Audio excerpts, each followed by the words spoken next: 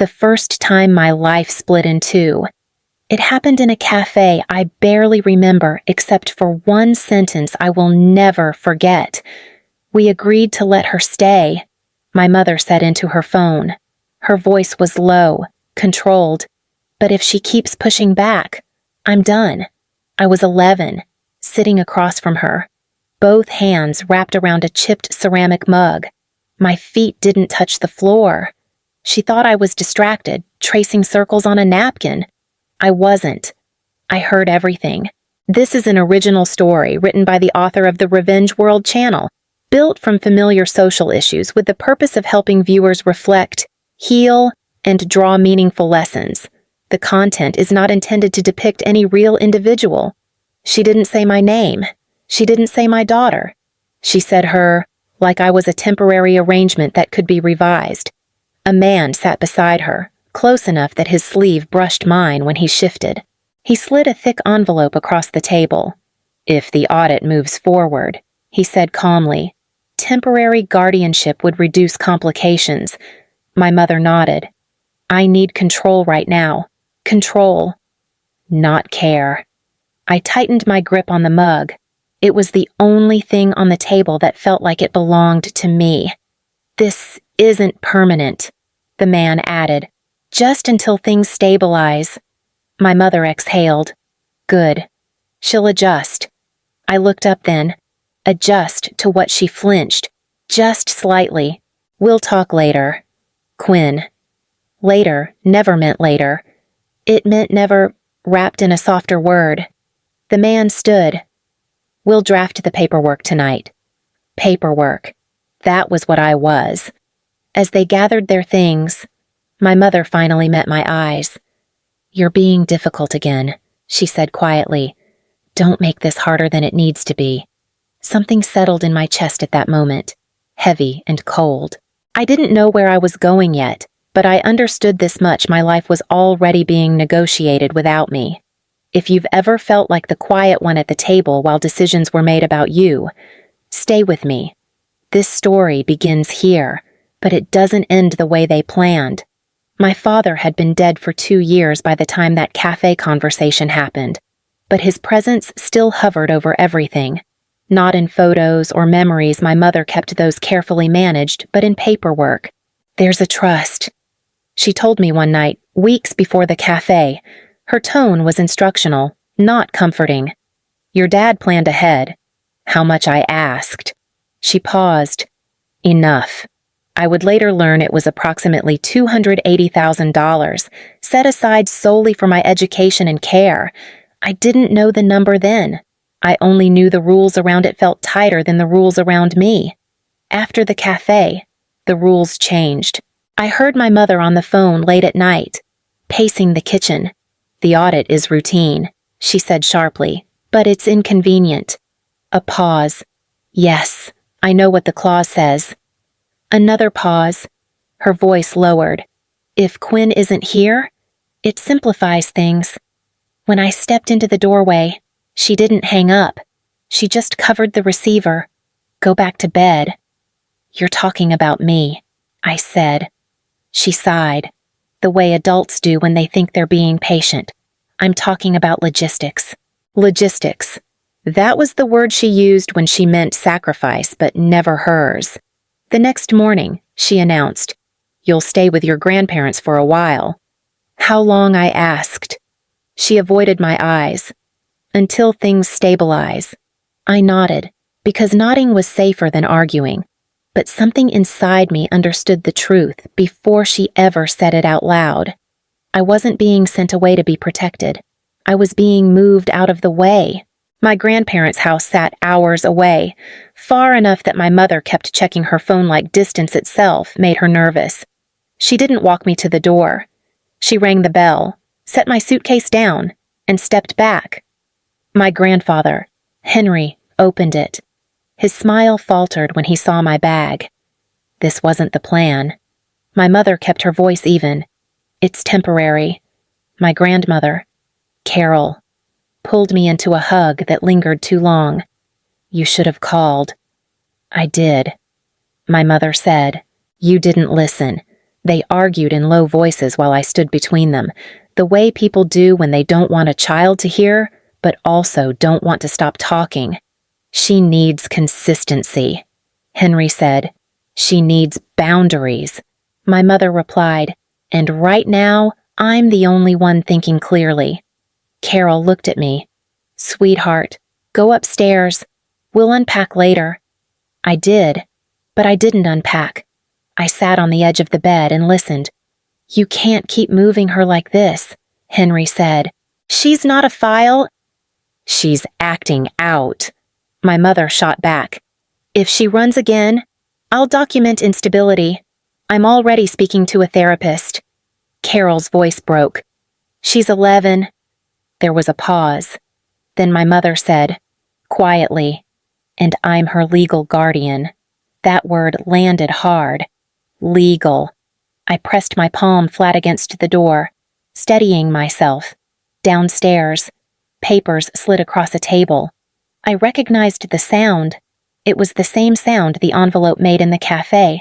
When my mother finally left, Carol came upstairs and sat beside me. "You're safe here," she said. I nodded, because I wanted to believe her, but even then, I understood something she didn't. As long as I stayed, they would keep talking about me instead of to me. The house went quiet in the way it only does after adults decide a conversation is finished, but the damage isn't. I waited until the floor stopped creaking, then slipped into my grandfather's office. A single page lay half exposed beneath a stack of folders. My name was printed at the top. I froze, then pulled it free. All remaining funds are to be used solely for the benefit of my daughter, Quinn Harper. Solely. The word sat there, unmovable. I heard footsteps and shoved the paper into my sleeve just as my grandmother appeared in the doorway. She didn't scold me. She looked tired. "You shouldn't be in here," she said gently. "It's about me," I replied. She hesitated, then nodded. "Your father wanted you protected." "From who I asked." Her mouth opened, then closed again. She chose her words carefully. "From being treated like a solution." Down the hall, my grandfather's voice rose. "She's a child, Joanna, not a bargaining chip." I folded the page smaller, pressing it against my skin like proof. Until that moment, I thought love was something adults decided to give or take away. That page taught me something colder and clearer. I wasn't being kept because I was wanted. I was being tolerated because I came with conditions. I was supposed to stay. That was what everyone kept telling me. "You're safe here," my grandmother said one afternoon, smoothing my hair the way she did when she was trying not to cry. "You can rest." Rest meant waiting. Waiting meant listening. That night, I heard my mother's voice through the thin walls during a speakerphone call in the kitchen. She didn't know I was on the stairs. "If she resists placement," she said, "precise and calm, we'll document emotional volatility. I need that noted before the review." A man replied, his voice unfamiliar. "You're aware that labeling her now could follow her." "I'm aware," my mother said. "I'm also aware of what I stand to lose." I took a step back, my heel catching the edge of the stair. The sound was small, but she stopped speaking. "Quinn," she called. I didn't answer. "In my room." I pulled the folded page from my sleeve and laid it on the bed, solely for my benefit. The words felt heavier now. Staying meant being watched, evaluated, turned into evidence. It meant adults deciding what I was before I was allowed to speak. I packed quietly. Not clothes, those were easy to replace.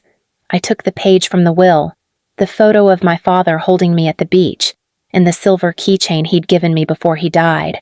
From the jar by the stove, I took $42, counting twice with shaking hands. My note was short. "I'm sorry.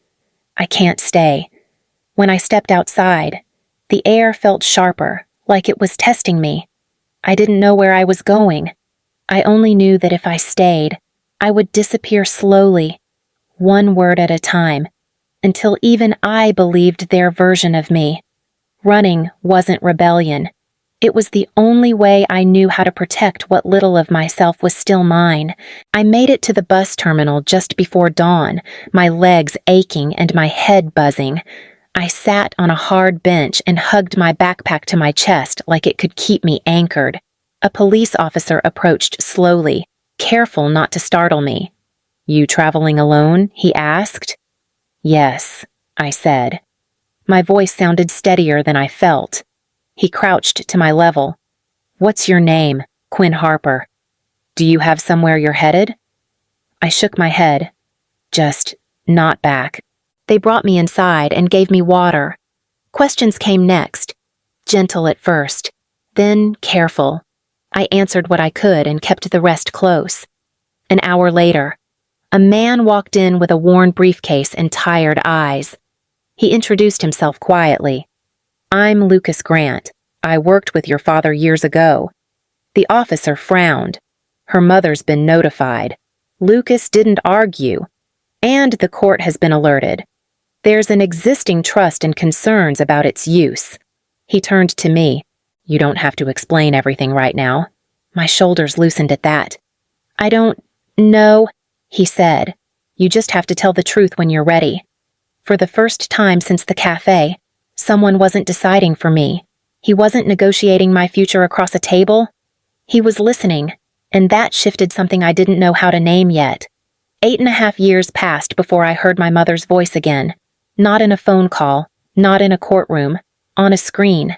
She struggled after her father died, my mother said, seated under studio lights, hands folded just right. She ran when I tried to set boundaries. Sometimes love means letting go.